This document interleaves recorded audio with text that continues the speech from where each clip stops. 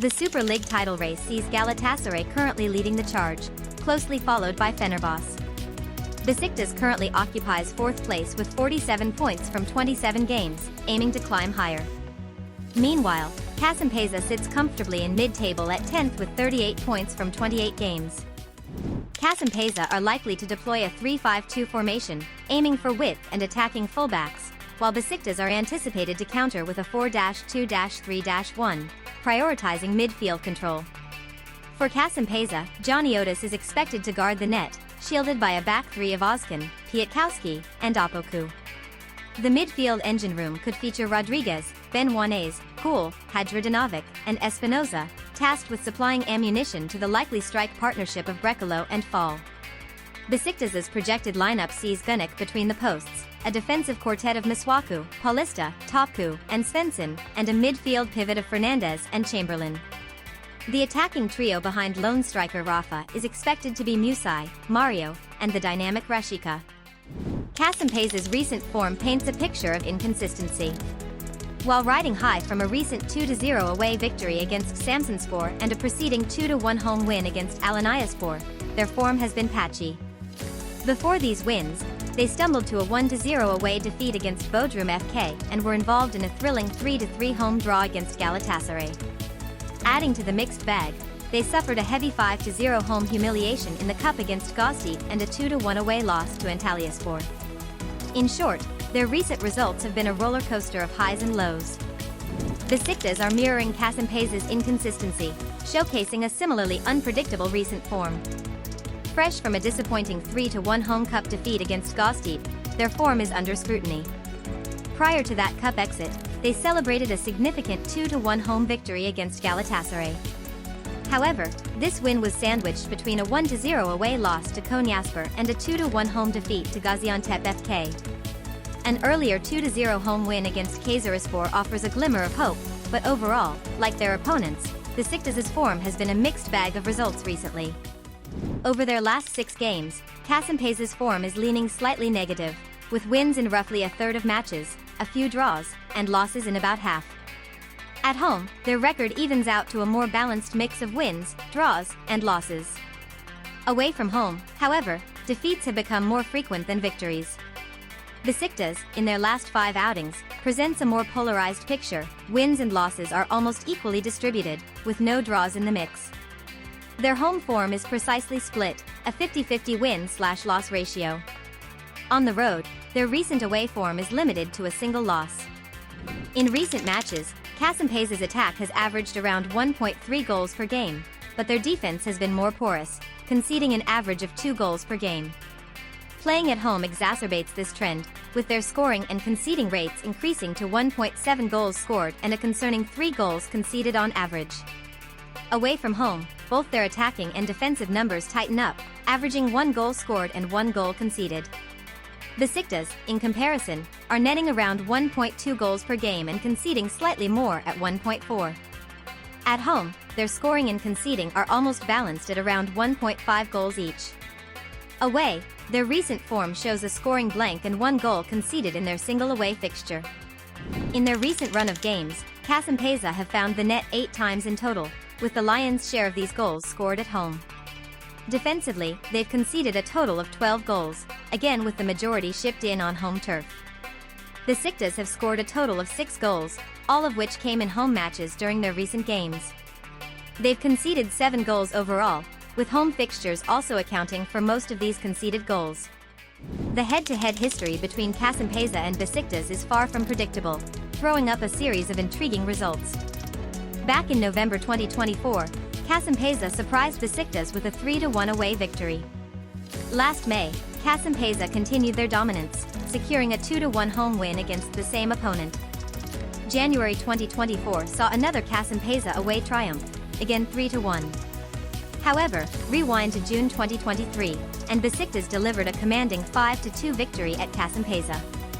Earlier in January 2023, Besiktas edged a 2-1 home win, and in April 2022, Kasimpasa claimed a decisive 3-0 away win. The recent trend suggests Kasimpasa have gained the upper hand in this matchup, but historical results illustrate the unpredictable nature of these encounters. Across their last 6 clashes, Kasimpasa have enjoyed a stronger record against Besiktas, claiming victory in approximately 67% of games. Besiktas have managed to win only about 33% of these encounters. Interestingly, in the first halves of these matches, Besiktas have actually outperformed Kasimpasa in terms of wins, securing victory in 50% of first halves compared to Kasimpasa's 33%. On average, Kasimpasa versus Besiktas fixtures tend to be goal-rich affairs. Kasimpasa typically scores around 2.3 goals and concedes 1.7 goals per game in these head-to-heads.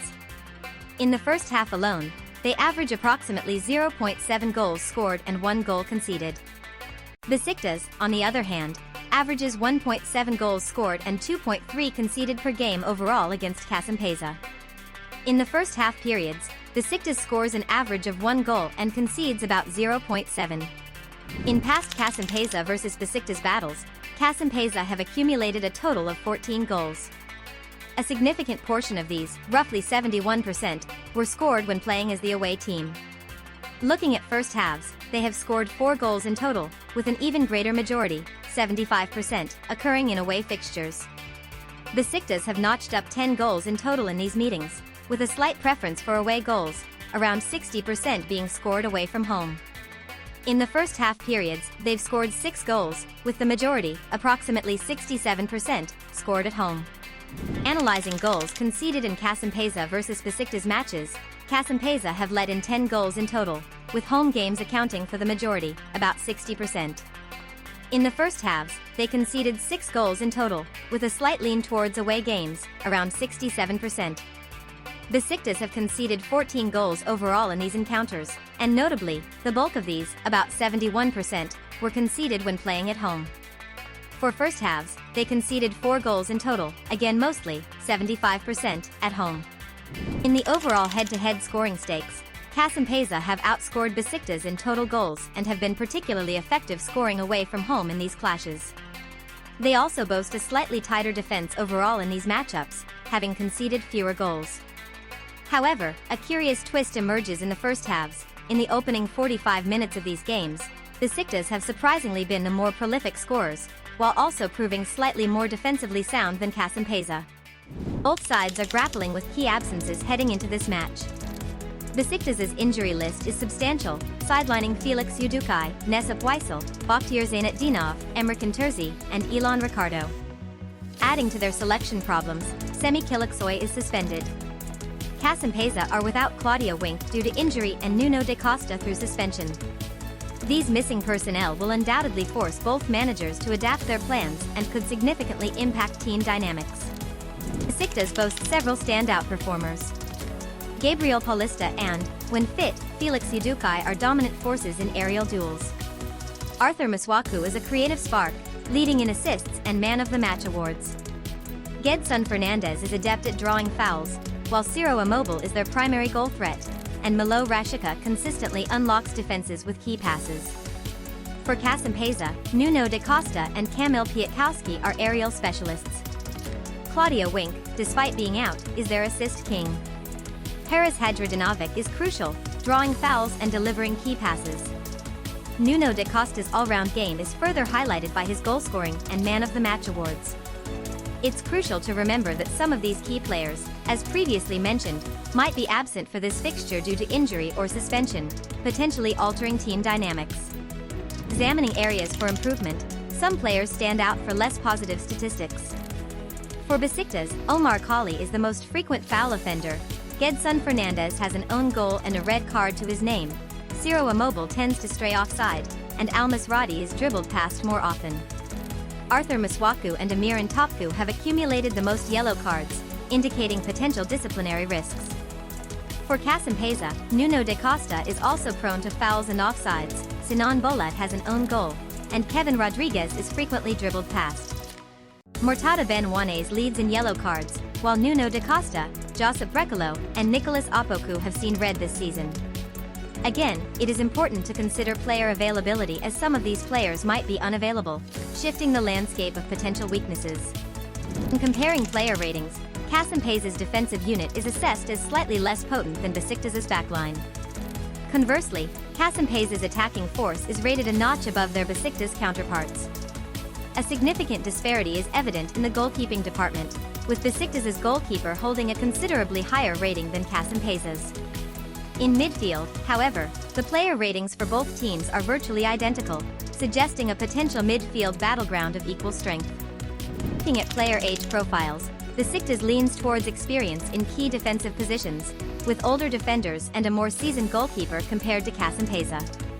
Interestingly, Kasimpasa's midfield is where the experience lies for them, being older on average than Besiktas's midfield.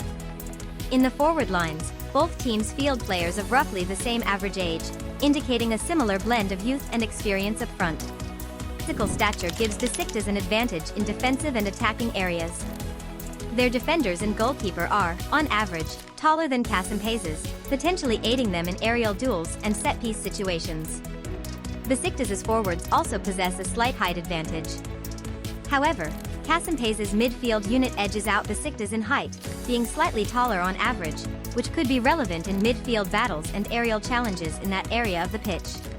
Analyzing goal timings throughout the season, Kasimpasa shows a scoring surge in the 50 to 60 minute and 30 to 40 minute periods.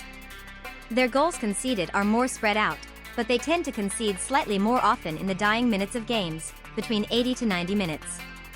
Besiktas's peak scoring window is between 40 to 50 minutes, closely followed by the 30 to 40 minute interval. Their goals conceded are also relatively evenly distributed across game periods, with slightly elevated concession rates in the 80 to 90 minute and post-90 minute phases, suggesting potential late-game vulnerabilities. Kasimpasa's matches this season have been a haven for goal enthusiasts.